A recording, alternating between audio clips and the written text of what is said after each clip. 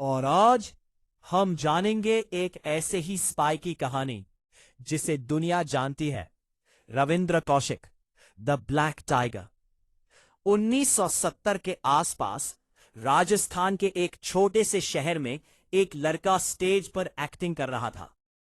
उसकी एक्टिंग इतनी रियल थी कि देखने वाले हैरान रह गए, लेकिन उससे भी ज्यादा हैरान थी इंडिया की इंटेलिजेंस एजेंसी, जिन्होंने उस लड़के में एक एक्टर नहीं, एक फ्यूचर स्पाई देखा। उस लड़के का नाम था रविंद्र कौशिक। कुछ ही समय बाद उसकी जिंदगी बदलने वाली थी। उससे दिल्ली बुलाया गया और फिर शुरू हुई ट्रेनिंग, ऐसी ट्रेनिंग जो किसी फिल्म में भी नहीं दिखती। उससे उर्दू सिखाई गई, उससे मुस्लिम रीति रिवाज सिखाए गए, यहां तक कि उसकी पहचान बदलने के लिए उसका पूरा जीवन बदल दिया गया। अब रविंद्र कौशिक रविंद्र नहीं रहा था, अब वो बन चुका था नबी अहमद शाकिर। 1975, सिर्फ 23 साल की उम्र में वो पाकिस्तान भेज दिया गया। सोचो, एक जवान लड़का अपनी असली पहचान छोड़कर एक दुश्मन देश में जा रहा है, जहां पकड़े जाने का मतलब होता है मौत से भी बदतर जिंदगी। पाकिस्तान पहुंचकर उसने अपनी नई जिंदगी शुरू की। उसने कराची यूनिवर्सिटी में एडमिशन लिया, लॉ की पढ़ाई की और धीरे धीरे सिस्टम का हिस्सा बन गया। लेकिन ये सिर्फ शुरुआत थी। कुछ सालों बाद जो हुआ वो किसी फिल्म से कम नहीं था।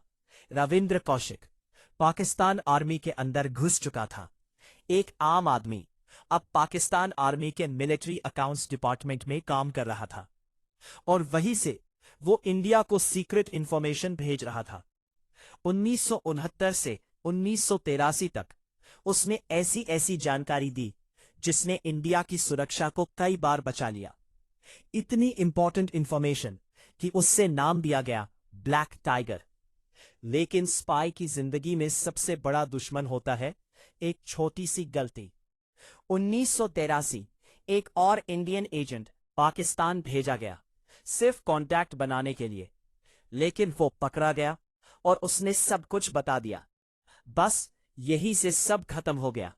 रविंद्र कौशिक पकड़ा गया, उससे 2 साल तक टॉर्चर किया गया, उससे सच बुलवाने की कोशिश की गई, लेकिन उसने एक भी राज नहीं बताया।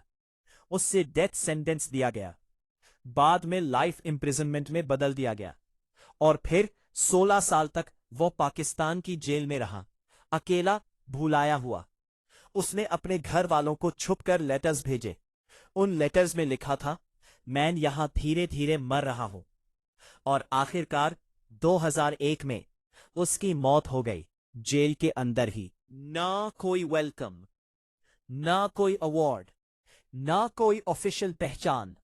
एक ऐसा हीरो जिसका नाम भी लोगों को बाद में पता चला। लेकिन कहानी यही खत्म नहीं होती। इंडिया के और भी स्पाइस रहे हैं जो पाकिस्तान के अंदर घुसकर देश के लिए काम करते रहे। उनमें से एक नाम है अजीत डोभाल। कहा जाता है कि अजीत डोभाल ने पाकिस्तान में सालों तक अंडर कवर काम किया, कभी एक आम आदमी बनकर, कभी एक भिखारी बनकर, जबकि लोगों के बीच रहकर देश के लिए इंफॉर्मेशन निकालते थे। एक बार उन्होंने पाकिस्तान के न्यूक्लियर प्रोग्राम का प्रूफ तक कलेक्ट किया, सिर्फ एक छोटी सी चीज से, बाल के सैंपल से। ये काम सुनने में सिंपल लगता है, लेकिन अगर पकड़े जाते तो वापस आना मुमकिन नहीं था। ये सब कहानियां हमें एक बात बताती है, स्पाई की जिंदगी किसी मूवी जैसी नहीं होती। यहां कोई बैकग्राउंड म्यूजिक नहीं होता, कोई हीरो एंट्री नहीं होती। सिर्फ होता है डर, तन्हाई और एक मिशन। एक ऐसा मिशन जिसमें इंसान अपनी पहचान तक भूल जाता है। ना अपना नाम, ना अपना घर, ना अपने लोग, सिर्फ एक सच, देश सबसे ऊपर। आज जब हम आराम से अपनी जिंदगी जीते हैं तो शायद हमें याद भी नहीं आता कि कहीं ना कहीं कोई अपनी पूरी जिंदगी कुर्बान कर रहा है, सिर्फ इसलिए ताकि हम सेफ रह सके। ये कहानी थी उन अनजान हीरोज की जो कभी सामने नहीं आते, लेकिन उनके बिना देश की कहानी अधूरी रह जाती। और शायद आज भी किसी अंधेरी रात में कोई स्पाई एक नई पहचान के साथ एक और मिशन पर निकल चुका है, जिसका नाम हम कभी नहीं जान पाएंगे। ऐसी और स्टोरी सुनने के लिए चैनल को सब्सक्राइब करें।